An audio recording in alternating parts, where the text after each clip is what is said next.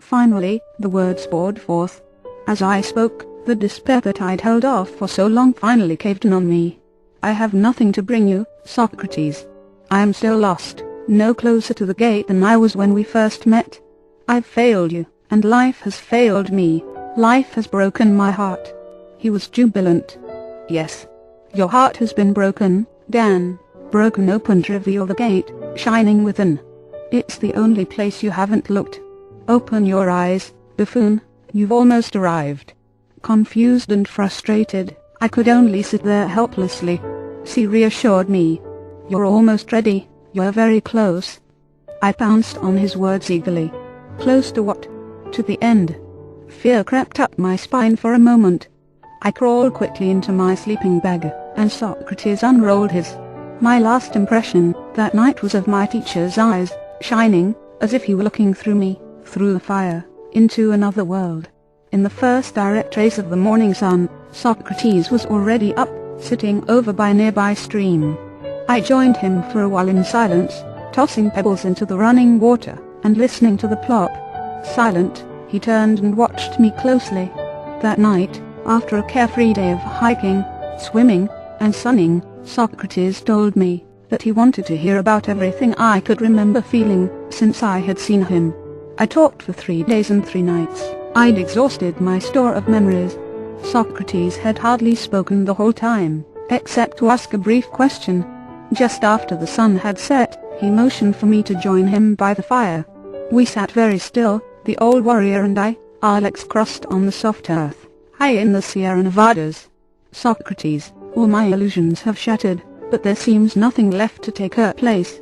You've shown me the futility of search, that the gate opens on a narrow road somewhere near Edson Lake. I started hiking inward to an area Socrates had once mentioned, inward and upward, toward the heart of the wilderness. Sensed that here in the mountains I would find the answer, or die. In a way, I was right on both counts. I hiked up through alpine meadows, between granite peaks, winding my way through thick groves of pine and spruce, up into the high lake country, where people were scarcer than the puma, deer, and small lizards that scurried under rocks as I approached. I made camp just before dusk. The next day I hiked higher, across great fields of granite at the edge of the timberline. I climbed over huge boulders, cut through canyons and ravines. In the afternoon I picked edible roots and berries, and lay down by a crystal spring. For the first time in years, it seemed, I was content. Later in the afternoon, I walked alone in the wilds, down through the shade of tangled forests, heading back to base camp. Then I prepared wood for the evening fire, ate another handful of food, and meditated beneath a towering pine tree, surrendering myself to the mountains. If they had anything to offer me, I was ready to accept it. After the sky turned black, sat warming my hands and face over the crackling fire, when out of the shadows stepped Socrates. I was in the neighborhood, so I thought I'd drop in, he said. In disbelief and delight, I hugged him, and wrestled him to the ground, laughing and getting both of us thoroughly dirty.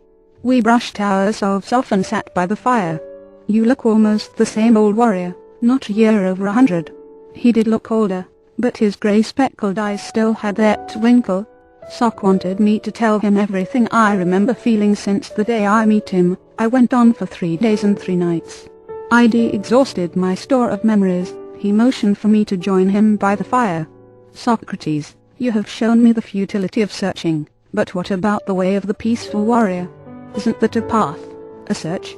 He laughed with delight, and shook me by my shoulders. After all this time, you finally come up with a juicy question. But the answer is right in front of your nose. All along I have shown you the way of the peaceful warrior, not the way to the peaceful warrior, as long as you tread the way you are a warrior.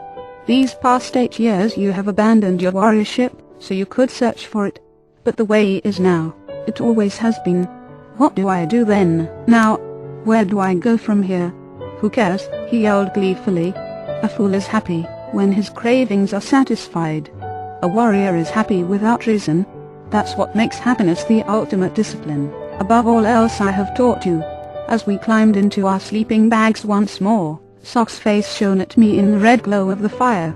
Dan, he said softly, this is the final task I am going to give you, and it goes on forever. Act happy, Be happy without a reason in the world, then you can love, and do what you will.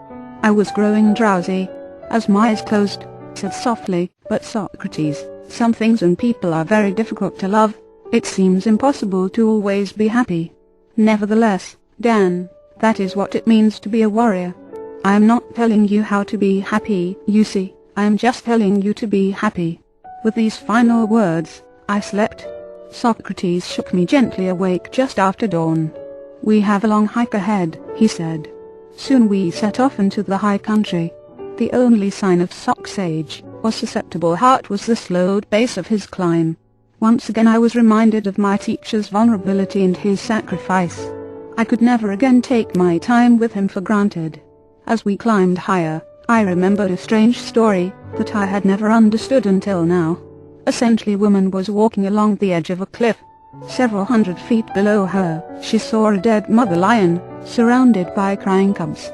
Without hesitation, she leaped off the cliff, so that they would have something to eat. Perhaps in another place, another time, Socrates would have done the same thing. We climbed higher and higher, mostly in silence, through sparsely wooded rocky ground, then up to the peaks above the timberline. "Socrates, where are we headed?" I asked as we sat for a brief rest. "We're going to a special mound, a holy place, the highest plateau in many miles." It was a burial site for an early American tribe so small that the history books do not record its existence, but these people lived and worked in solitude and in peace. "How do you know this?" "I had ancestors who lived among them." "Let's move on now. We must reach the plateau before dark."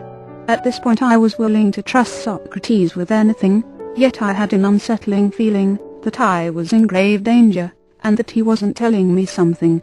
The sun was ominously low. Socrates increased his pace. We were breathing hard now, leaping and clambering from one huge boulder to the next, deep in shadow. Socrates disappeared into a crack between two boulders and I followed him down a narrow tunnel formed by the huge rocks, and out again in the open. "In case you come back alone, you'll need to use this passageway," Socrates told me. "It's the only way in or out." I started to question him, but he silenced me. The light was fading from the sky when we climbed over a final rise. There below us lay a bowl-shaped depression surrounded by soaring cliffs, now covered in shadow. We headed down into the bowl, straight for a jagged peak. "Are we near the burial site yet?" I asked nervously. "We are standing on it," he said, "standing among the ghosts of an ancient people, a tribe of warriors." The wind began to buffet us, as if to add emphasis to his words. Then came the most eerie sound I'd ever heard, like a human voice, moaning. "What the hell kind of wind is that?" Without responding, Socrates stopped before a black hole in the face of the cliff and said, "Let's go in." My instincts were wildly signaling danger, but Soc had already entered. Clicking my flashlight on, I left the moaning wind behind me, and followed his faint light deeper into the cave. The flickering beam of my light showed pits and crevices whose bottoms I couldn't see.